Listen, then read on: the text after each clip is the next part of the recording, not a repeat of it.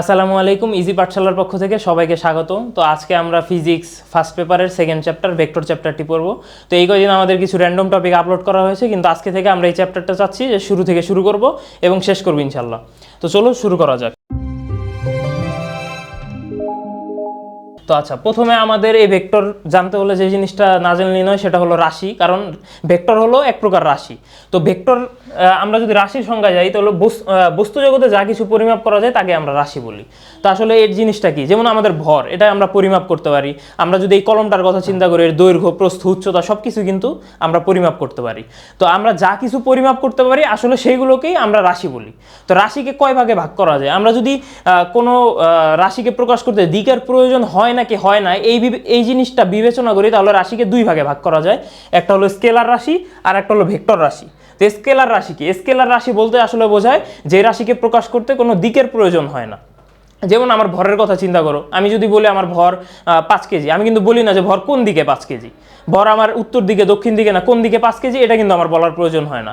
আবার যদি এই কলমটার যদি দৈর্ঘ্যের কথা চিন্তা করো, আমি কিন্তু বলি না কোন দিকে দৈর্ঘ্য 5 মিটার, কোন দিকে দৈর্ঘ্য 2 মিটার, আমি সরাসরি বলি যে এটার দৈর্ঘ্য এত। তো যেটার আসলে তোমার দিকের প্রয়োজন হয় না সেই জিনিসটাকেই আমরা স্কেলার রাশি বলি। এই যে স্কেলার রাশির কিছু সংজ্ঞা এখানে দেওয়া আছে। আর এরপর হলো ভেক্টর রাশি। তো আচ্ছা, ভেক্টর রাশি কি? যাদের দিকের প্রয়োজন হয়, অর্থাৎ আমরা যদি কোনো রাশিকে প্রকাশ করার জন্য দিকের সাহায্য নিতে হয় তাহলে সেটাকে ভেক্টর রাশি বলে। এখানে বেশ কিছু সংজ্ঞা দেওয়া আছে, তো এগুলো তোমরা হয়তো এখনই বুঝবে না। এর মধ্যে সবচেয়ে ভালো যেটা বুঝতে পারবে সেটা হলো বল। বল কেন ভেক্টর রাশি? আমরা যখন বলি যে কোনো বস্তুর উপর বল প্রয়োগ করা হয়েছে, তখন কিন্তু আমরা বলি যে আসলে বস্তুর উপর এই দিকে বল প্রয়োগ করা হয়েছে অথবা এই দিকে বল প্রয়োগ করা হচ্ছে। অর্থাৎ আমরা যদি দিকের কথা মেনশন করে না দিই তাহলে বস্তুটা কোন দিকে বেগপ্রাপ্ত হবে, কোন দিকে ত্বরণ প্রাপ্ত হবে আমরা কিন্তু সেটা বলতে পারবো না। তাই সেজন্য আমাদের বল প্রয়োগ হওয়ার সময় সবসময় দিক মেনশন করে দিতে হয়, যে আমরা উপরের দিকে দিলাম অথবা দক্ষিণ দিকে, কোন দিকে আসলে আমরা বল প্রয়োগ করলাম। তো এই কারণে আসলে বল হলো একটা ভেক্টর রাশি। তো আচ্ছা, এবার যদি পরবর্তী স্লাইডে যাই, এখানে দেখো দূরত্ব ও তোমার সরণ নিয়ে একটা ড্রয়িং করা আছে, যে কোনটা দূরত্ব কোনটা সরণ এটা বোঝার জন্য। সরণ কিন্তু ভেক্টর রাশি, যেটা আমরা আগের স্লাইডেই দেখে আসলাম। তো এখানে দূরত্ব কি? তুমি ফ্রিভাবে যেভাবেই চলো না কেন, এভাবে হয়তো একটা নির্দিষ্ট শেপ দেওয়া আছে, তো এভাবে না হয়ে তুমি কিন্তু এইভাবে যেভাবেই চলো না কেন, টোটাল যে তুমি পথটা কাভার করবে, সেই টোটাল পথটার যে মান থাকবে, অর্থাৎ মিটারে তুমি যদি পরিমাপ করো, সেটাই হলো আসলে দূরত্ব। আর সরণ কি? সরণ হলো তোমার আদি বিন্দু থেকে শেষ বিন্দু পর্যন্ত যে সরলরৈখিক যে দূরত্ব। অর্থাৎ ভেক্টর কিন্তু এক ধরনের দূরত্ব, কিন্তু সর্বনিম্ন দূরত্ব কোথায় থেকে? আদি বিন্দু থেকে শেষ বিন্দুর মধ্যকার সর্বনিম্ন দূরত্ব। তো সর্বনিম্ন দূরত্ব কোনটা? যেটা আসলে সরলরৈখিক পথে মাপা হয়। তুমি দেখো এই বিন্দু থেকে এই বিন্দুর তুমি যদি কিছু পরিমাপ করতে চাও, দেখবা সর্বনিম্ন যে তুমি ভ্যালুটা পাচ্ছ সেটা কিন্তু এই সরলরৈখিক পথের জন্য পাচ্ছ। তো এই কারণেই সরণ হলো তোমার সর্বনিম্ন যে দূরত্ব আদি বিন্দু থেকে শেষ বিন্দুর মধ্যবর্তী, বুঝছো? আদি বিন্দু থেকে শেষ বিন্দুর মধ্যবর্তী সর্বনিম্ন দূরত্ব হলো সরণ। এই ক্ষেত্রে দেখো, এই ক্ষেত্রে কিন্তু একটা স্পেশাল কেস, যে আমার বস্তুটা চলছেই সরলরৈখিকভাবে, অর্থাৎ সরলরৈখিকভাবেই কিন্তু বস্তুটা চলছে। তো এই ক্ষেত্রে আমার দূরত্ব কি হবে? মনে করো ধরলাম এটা হলো তোমার এই ক্ষেত্রে 50 মিটার চললো, এই ক্ষেত্রে 50 মিটার চললো। তো এই ক্ষেত্রে টোটাল দূরত্ব কি হবে? দূরত্ব অবশ্যই হবে টোটাল যে পথটা সে কভার করেছে। তো এখানে টোটাল পথ কত? 50 + 50, তার মানে দূরত্ব 100। তো এক্ষেত্রে সরণ কি হবে? সরণের ক্ষেত্রে দেখো, এর আদি বিন্দু আর শেষ বিন্দুর তুমি যদি মধ্যবর্তী সর্বনিম্ন দূরত্ব হিসাব করতে চাও, তাও কিন্তু সেই সরলরৈখিকভাবেই হবে। তার মানে কি, এই ক্ষেত্রে আমার সরণও 100 মিটার, দূরত্ব 100 মিটার। চলো এবার পরবর্তী স্লাইডে চলে যাই। তো পরবর্তী স্লাইডে দেখো আমরা 3টা উদাহরণ রেখেছি। এটা আসলে ভেক্টর আর তোমার স্কেলার রাশির মধ্যে পার্থক্য বোঝানোর জন্য, ভালো মতো বোঝানোর জন্য। কেনই বা ভেক্টরের দিক লাগে, দিকের পরিবর্তনের ফলে ভেক্টরের মানের কীরকম পরিবর্তন হতে পারে সেটা বোঝার জন্য আসলে এই 3টা উদাহরণ রাখা। তো এখানে দেখো প্রথমে কি, একটা লোক 12 মিটার হেঁটে যাচ্ছে সরলরৈখিক পথে, এরপর 5 মিটার চলে গেল। তো এটা সেই আগের উদাহরণের মতোই সরলরৈখিকভাবে চলে গেল। তো এই ক্ষেত্রে আমার দূরত্ব কত?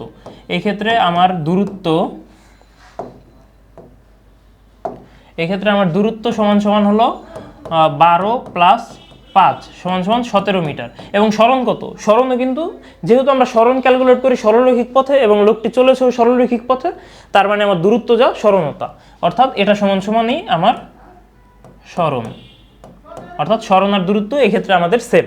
এবার পরবর্তী উদাহরণে যদি আমরা চলে যাই, এই ক্ষেত্রে কি একটা লোক অনুভূমিকভাবে অর্থাৎ সোজাসুজি 12 মিটার চলেছে, এরপরে কি করেছে, এরপর লম্বভাবে 5 মিটার চলেছে, লম্বভাবে এভাবে 5 মিটার চলেছে। তাই এবার দূরত্ব কত? দূরত্ব আগেই বলেছিলাম যে সর্বমোট টোটাল যত পথ চলেছে সেটাই আমার দূরত্ব। তো এখানে কত চলেছে? প্রথমে 12 মিটার, এরপর 5 মিটার। তার মানে এই ক্ষেত্রেও দূরত্ব সমান সমান 5 প্লাস 12 সমান সমান 17 মিটার। তো এই ক্ষেত্রে এবার সরণ কত? সরণ আমরা বলেছিলাম যে আদি বিন্দু থেকে শেষ বিন্দুর মধ্যবর্তী সর্বনিম্ন দূরত্ব অর্থাৎ সরলরৈখিক দূরত্ব। তো এটা হলো আমার আদি বিন্দু এবং লোকটি যাত্রা শেষ করেছে এই বিন্দুতে, এই দুই বিন্দুর মধ্যবর্তী এই যে ডটেড লাইনটা আছে এটাই হলো আমার সর্বনিম্ন দূরত্ব এবং এটাই আমার সরণ। তো এটা ভালো মতো লক্ষ্য করো যে এটা কিন্তু একটা সমকোণী ত্রিভুজ উৎপন্ন করেছে। তো সমকোণী ত্রিভুজ উৎপন্ন করলে আমরা কিন্তু এর অতিভুজের মান খুব সহজে পিথাগোরাসের সূত্র দ্বারা বের করতে পারি। তো এটার যদি আমি এটার এখান থেকে এই পর্যন্ত যা ডিস্টেন্স সেটা যদি আমি ডি দিয়ে ডিফাইন করি তাহলে এটার তোমার ভ্যালু আসবে √12 স্কোয়ার প্লাস 5 স্কোয়ার সমান সমান কত? সমান সমান 13 মিটার। তো এই ক্ষেত্রে কিন্তু আমি সরণের মান পাচ্ছি 13 মিটার। সরণ সমান সমান 13 মিটার। আচ্ছা, এবার আমাদের সর্বশেষের যে এক্সাম্পলটা আছে সেই ক্ষেত্রে কি আমরা প্রথমে চলেছি 12 মিটার, এভাবে সামনের দিকে 12 মিটার যেটা নিচে দেওয়া আছে 12 মিটার চলেছি। এরপর কি? এরপর আমরা একই পথে আমরা 5 মিটার পিছনে এসেছি, মানে ঠিক বিপরীত দিকে এসেছি। তো এই ক্ষেত্রে কি হলো আসলে? এই ক্ষেত্রে আমার দূরত্ব কত? দূরত্ব কিন্তু সেম 17 মিটারই হবে, কারণ টোটাল সে কত চলেছে? প্রথমে 12 মিটার পথ চলেছে, এরপর 5 মিটার চলেছে। তো এই ক্ষেত্রেও দূরত্ব সমান সমান কিন্তু 17 মিটার। কিন্তু এই ক্ষেত্রে সরণ কত হবে? সরণ কি? আদি ও শেষ বিন্দুর মধ্যবর্তী সর্বনিম্ন দূরত্ব। তো এই ক্ষেত্রে কি আদি বিন্দু এটা, শেষ বিন্দু এটা, এদের মধ্যবর্তী দূরত্ব কত হবে? এদের মধ্যবর্তী দূরত্ব হবে টোটালটা 12 মাইনাস 5, অর্থাৎ 12 মাইনাস 5 সমান সমান 7। তার মানে এখানে সরণ হবে 12 মাইনাস 5 সমান সমান 7 মিটার। তো এই ক্ষেত্রে দেখো আমাদের তিনটা এক্সাম্পল যে দিয়েছি, তিনটা এক্সাম্পলে কিন্তু আমার দূরত্বের মান সেম আসছে, সেটা হলো 17 মিটার। কিন্তু এই ক্ষেত্রে আমার সরণ দূরত্বের সমান অর্থাৎ 17 মিটার, এই ক্ষেত্রে আমার 13 মিটার, এই ক্ষেত্রে আমার 7 মিটার। তো আসলে পার্থক্য কেন আসলো? এখানে দেখো আমাদের যে প্রথম পথ চলেছে 12 মিটার সরলরৈখিকভাবে, এরপরে যে 5 মিটারটা যেই দিকে চলেছে সেই দিক অনুযায়ী কিন্তু আমাদের সরণের মানটা পার্থক্য আসছে। অর্থাৎ এই ক্ষেত্রে আমরা সেই সরলরৈখিকভাবেই 5 মিটার গিয়েছিলাম, তাই আমাদের 17 মিটার আসলো সরণ। এই ক্ষেত্রে আমরা ঠিক লম্বভাবে গিয়েছিলাম 5 মিটার, সে কারণে আমাদের সরণ আসলো 13 মিটার। আর এই ক্ষেত্রে কি ঠিক বিপরীতভাবে আমরা 5 মিটার ব্যাকে এসেছি, সে কারণে কিন্তু আমাদের সরণের মান আসলো 7। অর্থাৎ এখানে যে আমাদের তিনটা দিক আছে, প্রথমে 5 মিটার এইদিকে, পরবর্তী ধাপে 5 মিটার এইদিকে, পরবর্তী ধাপে 5 মিটার এইদিকে, এই যে তিনটা দিক বরাবর আমি মানে লোকটা যে পথ পরিবর্তন করেছে, এই যে দিক চেঞ্জের কারণে কিন্তু সরণের মানটা পরিবর্তন আসলো। তো এখান থেকে কিন্তু খুব সহজে বোঝা যায় কেন ভেক্টর রাশি প্রকাশ করতে আমরা দিকের প্রয়োজন আমাদের লাগে। কারণ আমাদের দিক যদি চেঞ্জ হয়ে যায় ভেক্টর রাশির মান পরিবর্তিত হয়ে যায়। তো এই ক্ষেত্রে আসলে আরেকটা জিনিস বলে রাখা ভালো যে এখানে দিক বলতে আসলে আমি কি মিন করছি? আমি কি উত্তর দক্ষিণ পূর্ব পশ্চিম মিন করছি? হ্যাঁ, আসলে মিন করছি, কিন্তু আমাদের সবচেয়ে বেশি যে উদাহরণটা আমাদের দেওয়া থাকে সেটা হলো তোমার অ্যাঙ্গেল দিয়ে।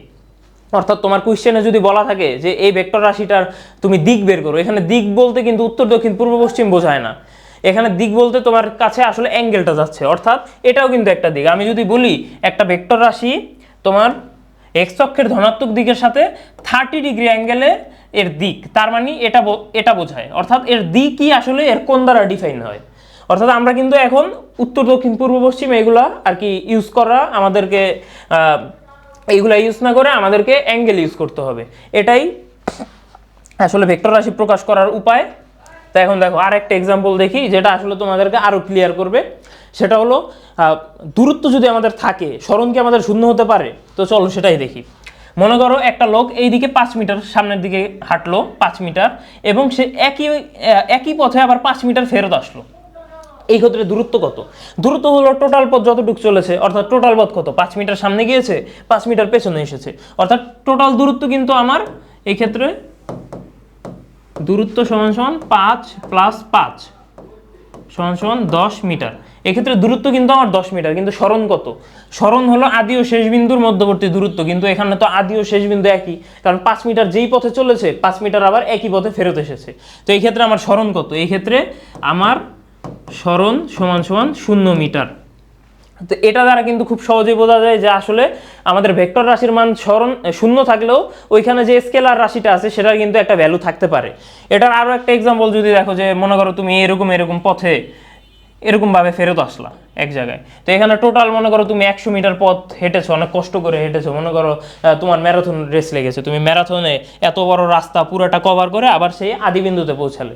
তো এই ক্ষেত্রে যদি তোমাকে বলে তুমি কত দূরত্ব চলেছো, তুমি তো খুশির সাথে বলতে পারো যে আমি 100 মিটার দূরত্ব অতিক্রম করে এসেছি, অর্থাৎ আমি অনেক বড় একটা রাস্তা পার করে তারপর এখানে এসেছি। কিন্তু তোমাকে যদি বলে যে তোমার সরণ কত, এই ক্ষেত্রে কিন্তু তোমার অ্যান্সার হবে 0, কারণ সরণ কি, যে আদি ও শেষ বিন্দুর মধ্যবর্তী সর্বনিম্ন দূরত্ব। এখানে আদি বিন্দু যা, তুমি পুরা রাস্তাটা ঘুরে কিন্তু সেই আগের বিন্দুতেই তুমি এসে পৌঁছেছো। তার মানে কি, এখানে কিন্তু আমার আদি বিন্দু ও শেষ বিন্দু একই জায়গায়, অর্থাৎ এই ক্ষেত্রে কিন্তু সরণ 0, সরণ সমান সমান 0, আর এটা ছিল দূরত্ব। আচ্ছা, এবার সবচেয়ে যে গুরুত্বপূর্ণ এক্সাম্পল সেটা হলো বৃত্ত দিয়ে বৃত্তাকার পথ। এটা কিন্তু এমসিকিউতে খুবই বারবার দেয় বলতে গেলে। তো সেটা হলো এভাবে একটা পথ, এখানে তুমি বৃত্তাকার পথে ঘুরে আবার আদিবিন্দুতে এসেছো, তোমার এই ক্ষেত্রে ব্যাসার্ধ দেওয়া আর। তো এই ক্ষেত্রে যদি তোমার দূরত্ব চাই যে তোমার দূরত্ব কত, তো এই ক্ষেত্রে কিন্তু দূরত্ব হবে কত, দূরত্ব হবে পরিধির সমান, পরিধি হলো 2πr, এটা হবে তোমার দূরত্বের মান, অর্থাৎ এখান থেকে এই পুরা চক্র ঘুরে এই পর্যন্ত এসেছো, মানে পুরা পরিধির সমান দূরত্ব তুমি অতিক্রম করেছো, তার মানে তোমার দূরত্ব হলো 2πr। কিন্তু এখানে সরণ কত, সরণ কিন্তু 0, কারণ যেই বিন্দুতে তুমি শুরু করেছো শেষও কিন্তু সেই বিন্দুতেই করেছো, অর্থাৎ এই ক্ষেত্রে কিন্তু আমার সরণ 0, সরণ সমান 0। কিন্তু আবার আরেক ধরনের প্রশ্ন, যেরকম এভাবে তুমি অর্ধবৃত্তাকার পথ অতিক্রম করে এখানে এসেছো, তো এই ক্ষেত্রে তোমার দূরত্ব কত, দূরত্ব কত হবে পরিধির অর্ধেক, কারণ এখানেও তো একটা বৃত্ত যদি তুমি চিন্তা করো সম্পূর্ণ বৃত্তের তুমি অর্ধেক হেঁটেছো, তার মানে এই ক্ষেত্রে তোমার দূরত্ব হবে সমান সমান 2πr এর অর্ধেক কত, πr, তো সমান সমান πr, এটা হবে তোমার দূরত্ব। কিন্তু এই ক্ষেত্রে সরণ কত, এই বিন্দু থেকে এই বিন্দু, আমি কিন্তু বলেছি অর্ধেক পথ, কেন্দ্র এখানে হলে এটা কি আসলে এটাই আমাদের ব্যাস না, তার মানে কি এই ক্ষেত্রে আমাদের সরণ কত, সরণ হলো ব্যাসের সমান, সরণ সমান সমান 2r, অর্থাৎ ব্যাসার্ধ যদি আমার r হয় এই ক্ষেত্রে সরণ হলো আমাদের 2r। তো এই বিভিন্ন যে এক্সাম্পলগুলো দেখিয়েছে, আশা করি তোমরা বুঝতে পেরেছো যে ভেক্টর রাশি আর স্কেলার রাশির মধ্যে আসলে পার্থক্যটা কোন জায়গায় এবং ভেক্টর রাশিতে কেন আসলে দিকের প্রয়োজন হয়। আচ্ছা, এবার যদি পরবর্তী স্লাইডে চলে যাই, সেটা হলো ভেক্টর রাশির প্রকাশ। ভেক্টর রাশির কিভাবে প্রকাশ করে, এটা হলো জ্যামিতিকভাবে প্রকাশ করার একটা চিত্র আঁকা আছে, অর্থাৎ খাতায় যখন আমরা ভেক্টর রাশি কয়েকটা ভেক্টর রাশি কম্পেয়ার করার জন্য আঁকবো, তখন কিভাবে আঁকবো, তখন এইভাবে আঁকবো। এটাকে বলে শীর্ষবিন্দু, শীর্ষবিন্দু, আর এটা হলো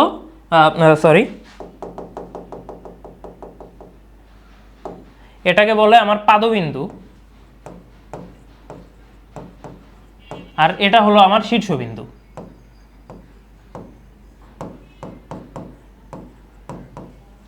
আচ্ছা, এটা আমাদের পাদবিন্দু, এটা আমাদের শীর্ষবিন্দু, এভাবে আমরা জ্যামিতিকভাবে একটা ভেক্টর রাশি প্রকাশ করতে পারি।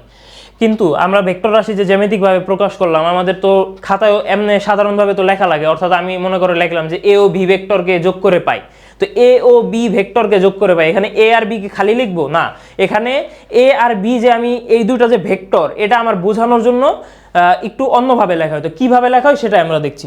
তো সবচেয়ে যেটা পপুলার, মানে যেভাবে সবচেয়ে বেশিরভাগভাবে ভেক্টরটা লেখা হয় সেটা হলো এইভাবে, অর্থাৎ তুমি একটা সাইন দিলা, এ যেই ভেক্টরই হোক না কেন, এ বি সি ডি অথবা যে কোনো প্রকাশই হোক না কেন, মনে করো তোমার থিটা থাকতে পারে, ইটা থাকতে পারে, যাই থাকুক না কেন, তোমার মনে করো উপরে একটা এভাবে অ্যারো চিহ্ন দিলেই বোঝাবে যে ওটা একটা ভেক্টর মিন করছে।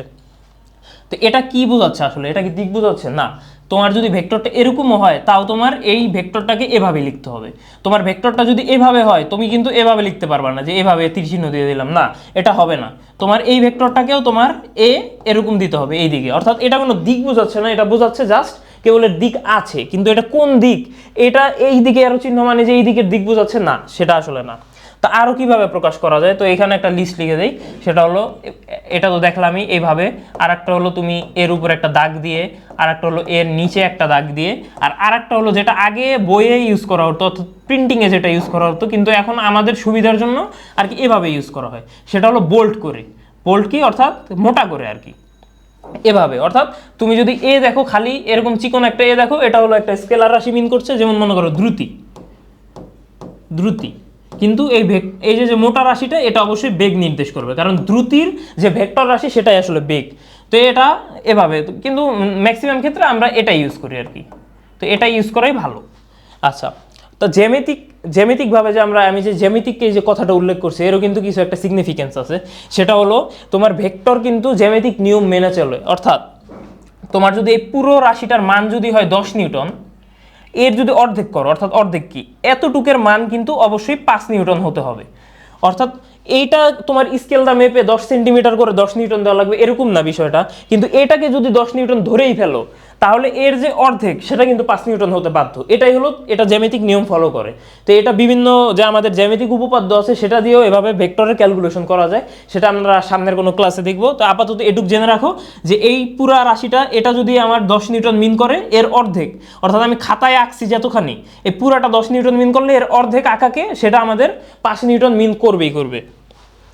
এবার আরেকটা টপিক, সেটা হলো কোন কোন রাশি ভেক্টর রাশি। আচ্ছা, আমাদের কিছু মৌলিক রাশি আছে যেগুলোকে আমরা ভেক্টর বলে জানি, অর্থাৎ মৌলিক ছাড়াও, অর্থাৎ সাধারণভাবে আমরা যে রাশিগুলোকে ভেক্টর জানি, এছাড়াও আমাদের আর কি কি রাশি ভেক্টর হতে পারে। আসলে কোনো একটা রাশিকে যদি তুমি ভাঙলে ওই রাশির মধ্যে যদি তোমার ভেক্টর রাশিটা থাকে, একটা ভেক্টর রাশি থাকলেও পুরা রাশিটাই ভেক্টর রাশি।